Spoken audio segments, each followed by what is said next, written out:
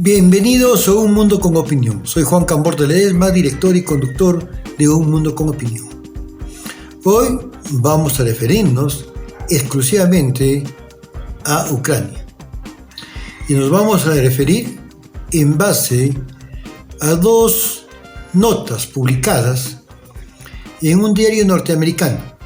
No es un diario, una publicación norteamericana, American Thinker, y que nosotros vamos a leerlas en un caso totalmente y en la otra vamos a hacer un comentario breve. Comencemos por el comentario. De acuerdo a la revista American Thinker, los médicos del hospital móvil tuvieron orden de castrar a los prisioneros rusos, una acción que recuerda a este flagrante delito y culto que realizaban los nazis con los prisioneros rusos en la Segunda Guerra Mundial. Y esto lo ha revelado la revista American Thinker. Dice la revista que no se cumplieron por temor del presidente Volodymyr Zelensky de perder el apoyo de Occidente a su régimen nazi. Además, indica que en la televisión local ucraniana se informó que se había dado instrucciones a médicos a castrar a los prisioneros rusos heridos, calificándolos de cucarachas.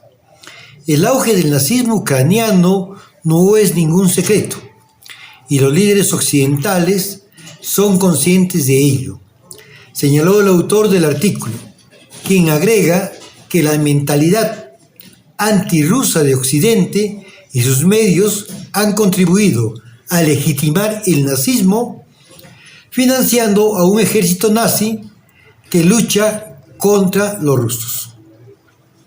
En la misma revista hay un artículo de Alexander Narkovsky, miembro principal del Centro de Investigación Política de Londres, profesor de universidades de Inglaterra y Estados Unidos, que examina la seguridad nacional de energía, análisis de riesgos y otros temas de política pública, y que personalmente considero necesario compartirlo.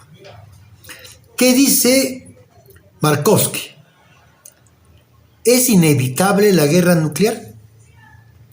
Durante la guerra de Napoleón en 1812, los sables de los oficiales rusos estaban adornados de una inscripción: no saques sin necesidad, no lo devuelvas sin gloria. Si Putin ha desenvainado su sable sin necesidad, puede ser discutible, pero la realidad geopolítica es que no lo devolverá sin gloria, cueste lo que cueste. Putin, que revivió a Rusia y reconstruyó su economía a partir de las ruinas de la derrumbada Unión Soviética, no puede permitir que su odisea termine con la disolución del país. De otro lado, de este enfrentamiento ucraniano está el presidente Biden, que no puede permitirse la humillación de otra derrota tras la desastrosa retirada de Afganistán. Él también necesita una victoria a toda costa.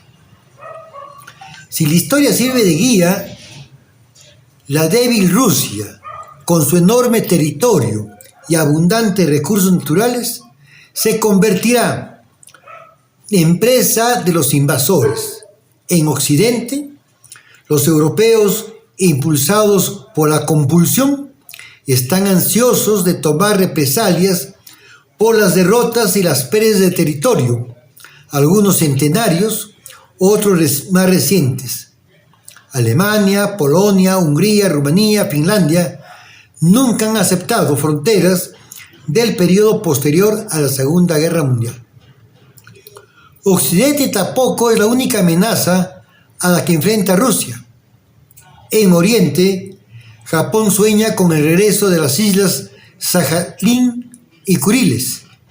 Y el amigo jurado de Rusia, China, prevé un espacio vital para 1.500 millones de chinos y la adquisición de vastos recursos naturales del lejano oriente ruso. El imperativo de ganar no limita el modus operandi de la guerra. Después de 16 meses de hostilidades, aunque la guerra aumenta en alcance e intensidad, la OTAN y sus aliados europeos mantienen un entusiasmo marcial. Impulsada por la necesidad de expansión, la OTAN ve poco riesgo en continuar la lucha. De hecho, esta vez la OTAN diseñó un arreglo perfecto. Contrató al ejército ucraniano como un ejército mercenario. La OTAN dirige, financia la guerra, proporciona planificación estratégica y táctica, inteligencia y suministra armas y material, mientras los ucranianos luchan. Por lo tanto, a diferencia de las desventuras anteriores de la OTAN, miles de guerreros estadounidenses y de otros países de la OTAN no regresarán a sus países en ataúdes de zinc. Estados Unidos explotó hábilmente la ambición frenética de los líderes ucranianos de convertir a Ucrania en miembro de la OTAN, aparentemente para proteger a Ucrania de Rusia. El suplicante mostró una completa falta de juicio, sin darse cuenta que la membresía en la OTAN y la protección de Rusia eran objetivos mutuamente excluyentes. La consecuencia: Ucrania se encuentra en una situación peculiar. La membresía de la OTAN no está disponible. El país está siendo destruido y mientras los ucranianos estén muriendo, los públicos estadounidenses y europeos no están demasiado preocupados por la guerra. Tranquilos con el acuerdo, en la reciente reunión del Grupo 7, el G7, los líderes de las llamadas democracias avanzadas se comprometieron en apoyar a Ucrania durante el tiempo que sea necesario. De hecho, prolongar la guerra parece ser una nueva estrategia de la OTAN. En su famoso libro, El arte de la guerra, Sun Tzu concluyó que ningún país se beneficia de una guerra prolongada. Es posible que esta sabiduría no se aplique al conflicto actual. En guerras mundiales anteriores, el ganador superaba al perdedor. Durante la Segunda Guerra Mundial, los estadounidenses perdían, en promedio, 6 tanques Sherman por cada tanque Tiger alemán perdido. Pero al mismo tiempo, la industria estadounidense producía 6 tanques Sherman más rápido que los alemanes podían construir un Tiger. Los estadounidenses producían más bombarderos que los que derribaban los alemanes, lo cual era cierto para casi cualquier otro tipo de equipo militar. Dado que el PIB combinado de los países de la OTAN supera en 20 veces al de los rusos, Rusia no puede ganar una guerra de desgaste contra Europa y Estados Unidos a largo plazo. La locura de esta estrategia, sin embargo, es que si los supuestos económicos resultan correctos, hará que la confrontación nuclear sea inevitable. La retórica reciente parece sugerir que los planificadores militares de la OTAN aceptan esta posibilidad creyendo que Europa está a salvo bajo el paraguas nuclear estadounidense. Cualquier ataque a Europa invitaría a una represalia nuclear estadounidense. Por lo tanto, incluso si los rusos deciden usar un arma nuclear, la desplegarán en Ucrania. Hay muchas ilusiones en este escenario. Primero, la geografía impide que los rusos usen armas nucleares en Ucrania, porque está demasiado cerca de Rusia y Bielorrusia para evitar el peligro radioactivo. En segundo lugar, los líderes occidentales pueden confiar demasiado en la credibilidad de la doctrina de represalia masiva diseñada para evitar la invasión de Europa por parte de fuerzas soviéticas, convencionales durante la era de la Guerra Fría. El escenario actual es completamente diferente. El peligro no proviene de las fuerzas convencionales rusas, sino de las capacidades nucleares rusas de primer ataque. El arma moderna es tan colosalmente destructiva que, dada la alta densidad de población europea, un ataque nuclear fácilmente podría acabar con 100 millones de personas y convertir el continente en un desierto. La cuestión es si Estados Unidos se puso en riesgo de una destrucción monumental en nombre de una Europa ya devastada. En el centro del problema está la incertidumbre inherente a la garantía nuclear.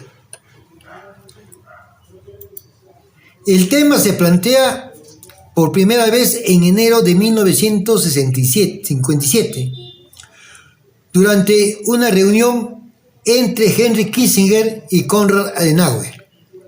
Adenauer, entonces primer canciller de la República Alemana, y un político muy respetado, le preguntó a Kissinger: ¿crees que todavía creo que nos protegerán incondicionalmente?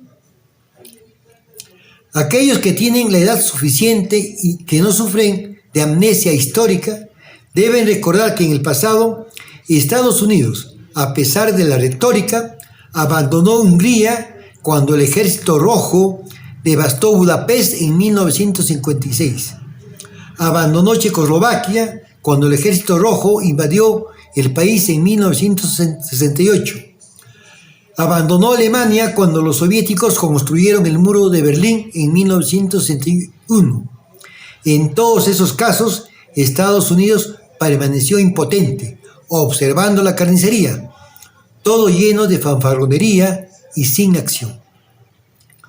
Aunque suene cínico, Estados Unidos actuó en favor de sus intereses nacionales cuando decidió que esos países no valían el riesgo de la destrucción nuclear. Entonces, ¿qué ha cambiado ahora? Los países son los mismos, pero el riesgo es aún mayor. ¿Qué hace que los europeos piensen que el resultado sería diferente? Esto nos lleva a otro tema relevante planteado por Adenauer. ¿Hay líderes todavía capaces de llevar a cabo una política genuina de largo alcance? ¿Es todavía posible el verdadero liderazgo hoy en día? Aunque la pregunta se planteó hace 60 años, tiene una gran relevancia en la actualidad. La cosecha actual de líderes occidentales no está hecha de la misma madera que Konrad Adenauer, Charles de Gaulle, Richard Nixon, Ronald Reagan, Winston Churchill, Margaret Thatcher. No son visionarios, ni siquiera son tipos gerenciales. Algunos de ellos son simplemente analfabetos en lo que respecta a la historia y la geografía. No pueden extrapolar lecciones del pasado. Su obsesión hizo a un lado las salvaguardas anteriores, lo que permitió un nivel de conflicto en constante elevación sin tener en cuenta los respectivos intereses nacionales y la supervivencia. Empujaron a Europa a una guerra que no era ni necesaria ni sabia. Nadie conoce los límites de la resistencia rusa, pero cuando Moscú empiece a perder la guerra, se verá obligada a emplear armas nucleares. Por otro lado, si Ucrania empieza a perder la guerra, algunas cabezas duras de Washington ya están considerando proporcionar armas nucleares a Ucrania como medida disuasoria. De cualquier manera, Los líderes incompetentes están empujando al mundo hacia una catástrofe sin precedentes. Eso es lo que dice en su artículo